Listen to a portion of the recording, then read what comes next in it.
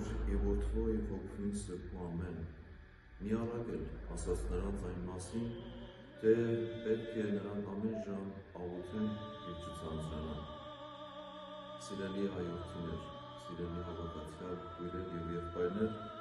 մեծ պահուշրջանը հասնում է 5-րդ հանդիպանին եւ այն կոչվում է անիրավ դատավորի կիրակի։ Ղուկասի ավետարանի 18-րդ գլխում Հիսուս խոսելով վերջին օրերի նեղությունների մասին, թե ինչ պիտի պատահի, այնուհետև տալիս է այդ նեղություններից բժշկելու միջոցը, որն է աղոթքը, աղոթք առանց ձանձրանալու։ Եվ այդ աղոթքը պետք է լինի մշտատև եւ լինի ջերմեռանդ աղոթք։ Այդպիսի աղոթքը թուլացրեց, հալեցրեց անիրավ դատավորի սառած սիրտը, որն Աստծուց չէր վախենում եւ մարդկանցից չէր ամաչում։ Քանիներս ենք աղոթել եւ խնդրանք ուղղել Աստծուն։ Շատ աղոթքներ մնացել են առանց պատասխանի, բայց եւ եղել են աղոթքներ, որոնք անմիջապես լսվել են Աստծու կողմից եւ կատարվել դրանք։ Ավետարանի մեջ այլի կնոջ խնդրանքը անդադար դատավորի դուռը թակելը խոսում է այն աղոթքի մասին, օրինակն է այն աղոթքի, որը կատարվում է անդադար եւ որը կատարվում է հետեւողականորեն։ Ուստի մենք նույնպես անդադար պիտի աղոթենք եւ հետեւող լինենք մեր աղոթքին։ Ինչ էլ որ խնդրենք, երբ աղոթենք, պետք է հավատանք,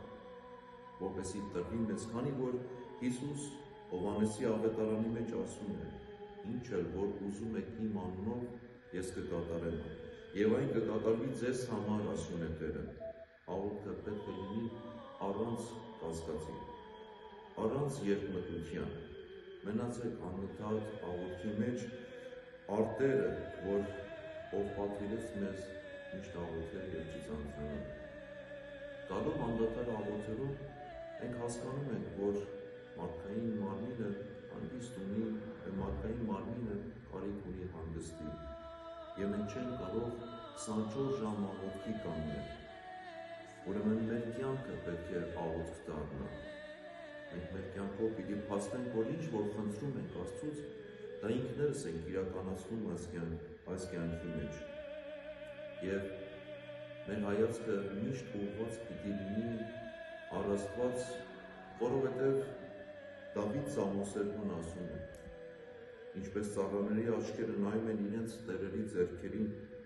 եւ ինչպես աղախնի աչքերը նայում են իր տիրուհու ձեռքերին, այնպես էլ մեր աչքերը նայում են մեր Աստծուն, ինչեւ որ նա ողորմի ունեցի։ Դարձնենք աղոթքը մեր առօրյայի անբաժանելի մաս, հետևողական լինենք մեր խնդրանքներին եւ չձանձրանանք աղոթելուց, որպեսզի Տերը կատարի մեր խնդրանքները։ Ամեն։